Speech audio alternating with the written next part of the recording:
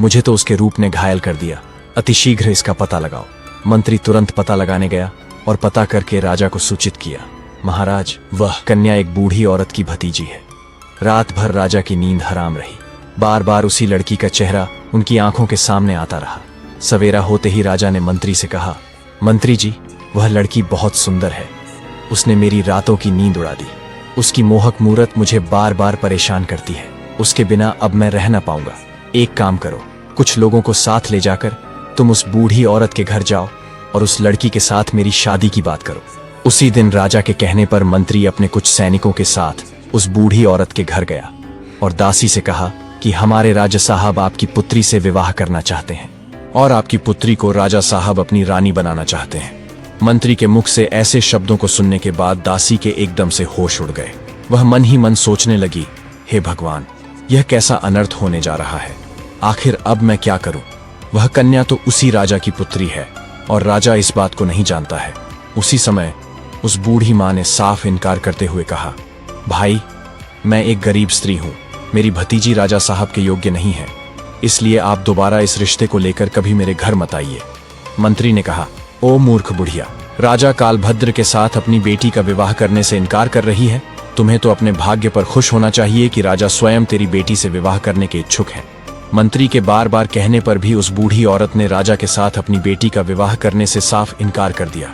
हारकर मंत्री वापस महल चला गया और राजा को सारी बात बताई कि वह बूढ़ी औरत अपनी बेटी का विवाह करने से इनकार कर रही है। अगली सुबह राजा ने उस बूढ़ी औरत को लालच देने का निश्चय किया। उसने कुछ सैनिकों को सोना चांदी लेकर उस बूढ़ी औरत के घर भेजा ताकि वह विवाह के लिए तैयार हो जाए, लेकिन वह बूढ़ी औरत फिर भी राजी नहीं हुई। फिर से मंत्री महल लौट आया और राजा को सारी बात बताई।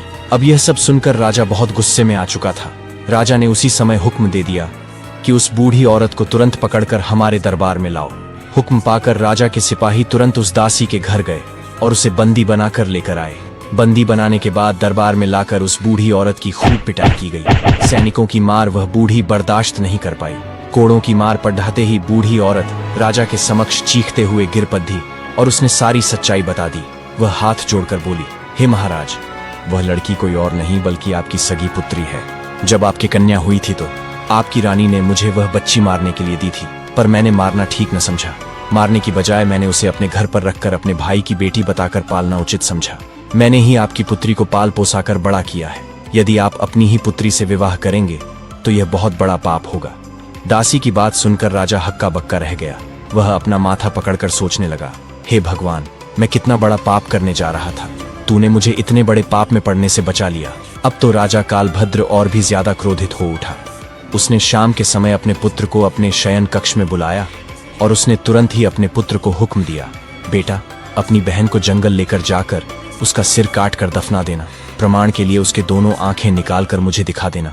अब राजकुमार अपने पिता के ऐसे आदेश सुनकर वह बहुत परेशान हो गया। वह सोचने लगा, पिताजी ने मुझे कितना बड़ा पाप सौंप दिया है।